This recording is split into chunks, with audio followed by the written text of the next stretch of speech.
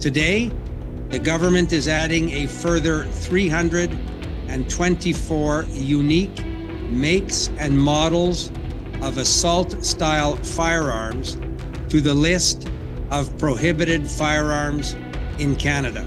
The government of Canada has committed to the Ukrainian government to identify whether some of these guns could be donated to support the fight for democracy in Ukraine. Tom, let's talk about the irony that is Canadian-style gun control. You're hearing all over the news that Canada is now banning an additional 200 specific weapons. They're banning weapons by name, which brings their list of banned firearms to something above 2,000. They want to confiscate these guns that they say their Canadian citizens don't need, have no right to have them, and ship them over to Ukraine so that the Ukrainians can defend themselves against the invading Russian forces. I don't think we're having a big problem in downtown Ottawa with people roaming around with 50 caliber machine guns, the Browning M2 in the back of their truck, but that one's on the list. So we've seen this time and time again. Do you feel that Canadian gun control is going to reduce crime? I don't see it happening. I don't see the guns on this list as something that is just going to simply, now we're going to have a precipitous drop in crime, street crime in Canada, because now they've added 200 more semi-automatic or automatic weapons or things like that to their list of things that are banned. So there's a lot of things that I actually like about this, and stay with me, YouTube. There's a lot of things I like about this, and of course there's a lot of things that I hate about this. Let's start with what I like about this before people comment and lash out, threaten, right? Yeah. I like about the fact that this is once again showing that what those of us who are pro Second Amendment are always saying is absolutely true. They're going to come for round one, and it doesn't matter what you give them. They're going to come back again and again and again until there are no more guns left to control. And to your point, yeah, I don't know how much street violence is being committed with a Ma Deuce. Yeah. But the Ma Deuce is on the list. And that tells you this has nothing to do with violence, with robberies, with home invasions. It has nothing to do with any of those things. This comes down to getting rid of the guns, not for the sake of violence, but for something else entirely. Yeah, this is the old saying, gun control is not so much about guns as it is about control there.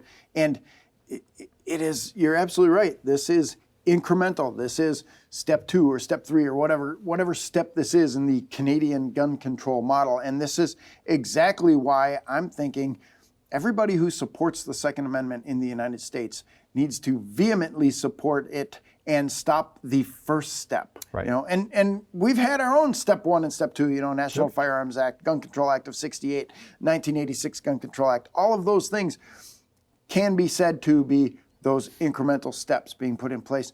And that's why when we hear, people like the late James Yeager saying this stops right now, right here, yeah, we have to vehemently, I'm not going to say violently, but vehemently oppose gun control activities, because this is just more proof that it's never going to stop. Politicians will not stop trying to take firearms. What the anti-gunners understand is what you and I intuitively know.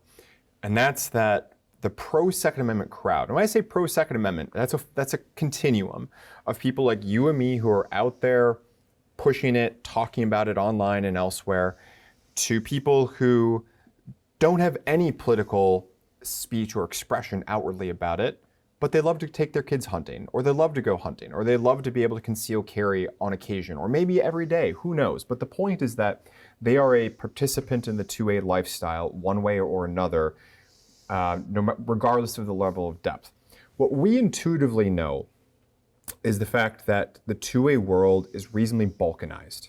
There are different groups who, whether on kind of a collegial family level, they rib each other. Like, for instance, your tactical AR-15 guys versus your, I'm going to go trap shooting, and I only own trap and skeet, right? Like your shotgun guys, so to speak. Brushed wool and braided leather suspenders. Yes, with the copper, piping, right? Yeah, the whole bit. So, these are very different worlds, and as a community, we're huge, right? More than 50% of households in America have a firearm in them, well over 50%, right? So they can't go after every single gun at once. What they can do is they can break this down into, well, we're gonna go after, just like Canada, just like many other places too, we're gonna go after the most scary, mean ones that people can get behind.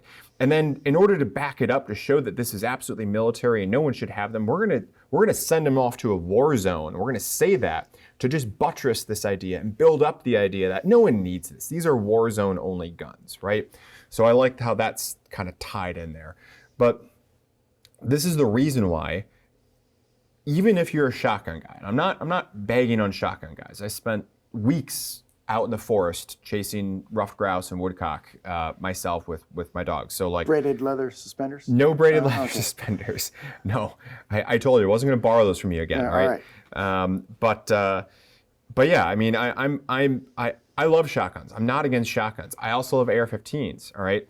But I understand that they are going to go after the AR-15s first. Not only just on principle and on purpose, they hate those. They want to go after those.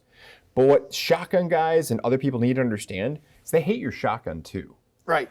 And they're going to come for that. They're going to come for your Ruger Security 6. They're going to come for your Smith & Wesson 686. They're going to come for your Colt Trooper. They're going to come for all those things that right now they're not saying.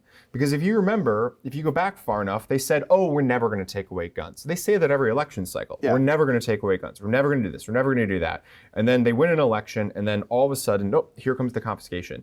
The other big thing that they're doing whenever they try to go after AR-15s or anything like that is not only are they trying to go after those for their own sake, but they're doing it to test the waters.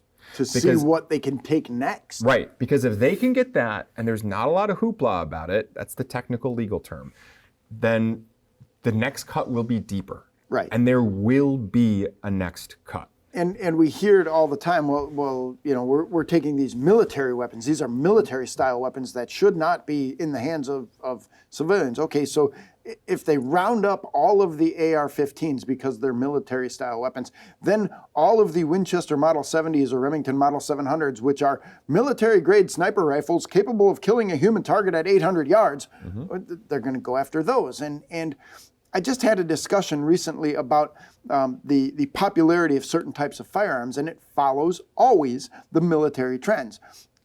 Prior to World War I, everybody was shooting lever-action rifles in the U.S. After World War I and all the soldiers came home shooting the Springfield 03A3, we went over to bolt-action rifles. After World War II, the M1 Garand made semi-automatic, large-caliber deer rifles very popular, and we went after that. After Vietnam, the AR-15 became more popular because people were used to that, and it follows the military trend. So every firearm is a military-style firearm because it's the military who is inventing the firearms and pushing them forward. So again, anti-gun forces, I don't want to just say government people, but anti-gun forces will look at these and they can make that connection. And you're right, we're going to test the waters over here.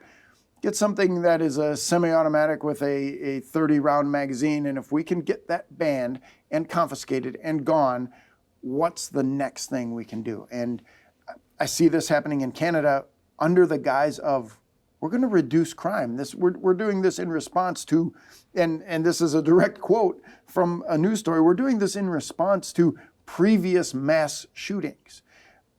Okay, we understand mass shootings are terrible and we don't want them to happen, but is the reduction of these firearms going to reduce overall crime and make people safer? I don't think they are. You're right. To your point, is taking out a 50 or 100 pound, depending on how the setup is, Ma Deuce, Brownie M2. Is that really a problem? Right. And we see this in the United States too. Illinois, with the Protect Illinois Communities Act, they banned 50 caliber BMG rifles. Was that really a problem? Yeah, how many of those were found at crime scenes or were used in crimes? How many trace hits were there for Barrett's? Right. Probably not many, right? That's probably not the crime gun of choice, right? And to your earlier point too, I 100% agree that virtually all firearms, maybe up until the last 20, 30 years, let's say, but up until then, virtually all firearms had a military component to them, right? Now, some of them were explicitly for sporting. You know, you get all the weird safari stuff and safari calibers. You get, over-under shotguns or side-by-side, stuff like that, right? Yeah, there's some things that were born and designed for a explicit, typically hunting-only purpose. But beyond that, look, I mean, off air, so to speak, before we went live, you made a comment about the fact that when Israel was invaded in 1949, I mean, all firearms turned into military firearms, right? And that's absolutely true. And you want to talk about military firearms? You know what's a military firearm? Glock 19s. Yes. Huge military firearm, right? Probably, I think last I checked, the most sold and bought handgun in America, just like the AR-15, right? These are simultaneously military firearms, but they're also the most consumed and popular civilian firearms on the market. And that's why I love the phrase "in common usage." That was put together in the Supreme Court. They came out, guns in common usage. And you're right, the AR-15 is now the single most popular firearms platform out there. And it is in common usage, and it is used regularly for sporting purposes, for home defense, in defense of others. We see it all the time.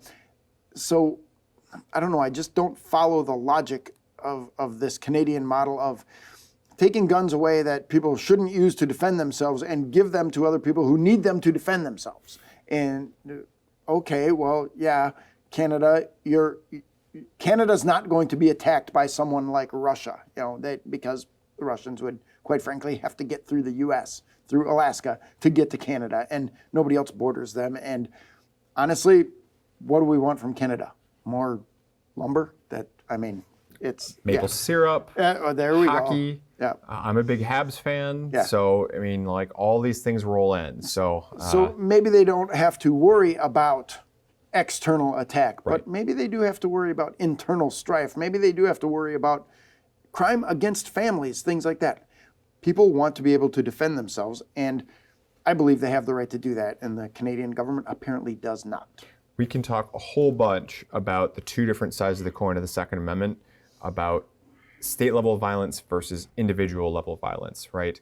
And there's lots of different ways you can run with either of those, but maybe a good topic for another time. Yeah, absolutely. I think what we're getting to on this one is people need to pay attention to what's happening around the world, because certainly the anti-gun forces in the United States are looking at places like Canada and Australia and New Zealand and saying, those democracies were able to get this pushed through. Oh. Maybe we can try it too. 1930s Nazi Germany. I mean, like we can point to all sorts of different places that pushed this through. Hitler bragged about the fact that Nazi Germany was the first country to have mass registration of firearms, right? I mean, yes, this rabbit hole goes deep. Yeah, absolutely. Well, thank you for your insights. As always, Tom, great to talk to you. Thanks, Kevin. Hey, before you go, let me ask you, are you breaking these gun laws without even knowing it? Get a free concealed carry map that reveals the gun laws in your state and the states you might be traveling to. Click the link in the description below to check it out.